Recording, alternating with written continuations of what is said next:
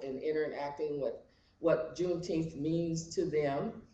The Ameriprise, we want to thank them so much. They help us with the float and the process of getting funds in to pay for the float.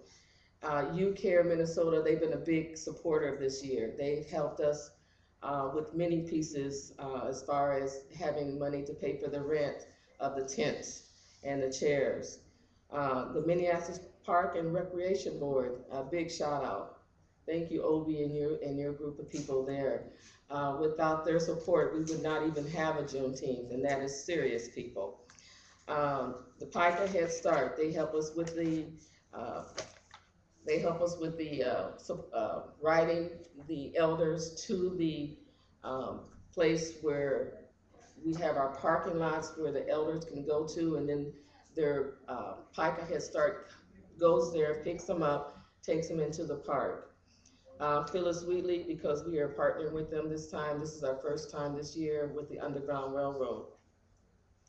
Um, we have also with USTA Northern Tennis Group. That's a group that has a ongoing tennis activities, and they raise a fundraiser, and the donation comes back to us at Juneteenth.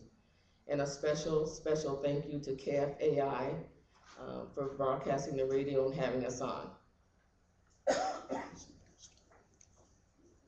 Of the St. Paul Star Grant, I'm not familiar with that, but they're on there as a sponsor, so maybe they got past me. Give them credit. I give them credit. Well, and so the idea is that we want the public to know that those companies and agencies that support us, we support them. And that's what building community is about. And companies that generate profit and success from the patronage of our community have an obligation and a duty to reciprocate. And this is one of the ways they do that. So we thank all those companies that support the Juneteenth celebration.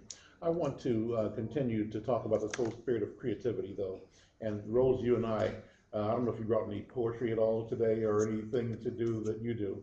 I want to acknowledge a young man in the audience, Nick Muhammad, right? Nick, come up to the microphone here. I'm going to ask you a question or two. He's about to walk out the door. But he is a young person who's been involved, go to the microphone with Wayne over there if you would, with promoting young talent in our community. And I think we can't do enough to expose talent and expose young people. What are you working on, Nick? Good morning, and thank you for being here. Yeah, I do apologize for the late arrival. I've actually built a label inspired by the recent events last year, Titan Administration Records. The goal of this label is to set a new precedence for our young people who are involved in hip hop and R&B, poetry, even rock and roll. We're trying to go back into some of the roots of the overall diaspora that we have helped influence. But over time, we kind of lost our way on what we actually have the right to do, or is the black thing to do, so to speak. So the label is full-fledged, getting ready to be launched this Wednesday, tomorrow actually. First show is going to be hosted by Dougie Fresh and Karma. We brought him back because he was like the original party guy for a lot of us when we were younger.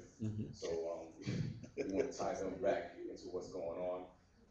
Again, the label is Titan Administration Records, so we want to set a new standard by giving them a new platform to go out and perform, positive music and music where the artist can evolve. I'm not going to say you're not going to hear music that sounds very immature. My job is to grow them from that state of immaturity to a level of success where they can begin to turn around and say, okay, how can I get back to my community? And one of the key things that we want to start stressing from this label is that these same artists who enjoy the fruits of their label, they have to come back into the community and throw shows for these children and actually face the people that they're influencing every day. And for me, that gives me the opportunity to show them, okay, what is it that you really want to say? What is it that you really want to see in your community? Because hip hop is a very strong instrument that has been used by corporations to make billions and millions of dollars around the community that created it. And we want to bring it back to that forefront. So I'm thinking my elders like Al, when I told him, he was like, come down, guy. Yeah, I'm down. And what I said is that you should bring some of the artists here and have them presented and perform and present through this forum. We'd love to do that. Are you an artist yourself? Yes, sir. What do you do? Well, I'm an MC by definition. mentioned, I like to move the crowd. You know, I like to, you know, I still do the I'm gonna put you on the spot. Let's see. What do you do, Mr. MC? What does an MC do? okay. Only for Al. All right. It's not what's through the veins on that shore. Beat up the hard hip hop, give you more. It's universal, reach up the love and the aim. It's just a hot and cold, 4 pages, take your soul, MC. The universal MC, highlight, moving the mic, fighting, sitting in the night, like the DJ with the grace, the beat breaks, body for the sound that the MC makes. The way we break the stakes when they play.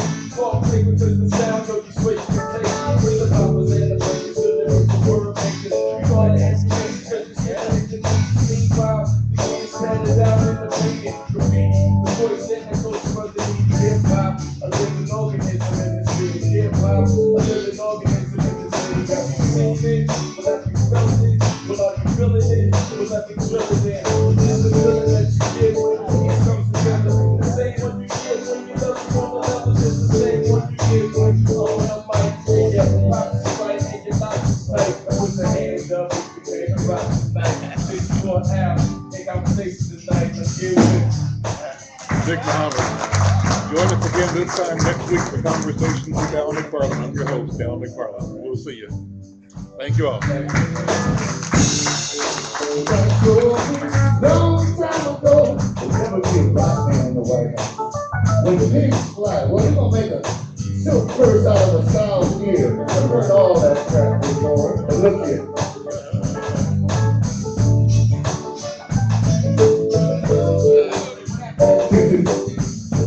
Somebody told me long time ago, if you get this somebody, stand up for yourself.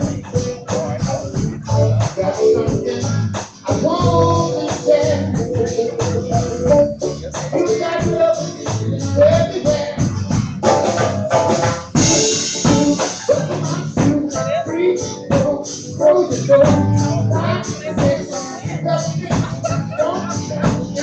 my face. Tell me what you want to say. I'm not going to say. I know you're trying to say. Somebody told me long time ago that you were the president of the United States. Somebody told me it wasn't possible. There's never been a black man in the White House.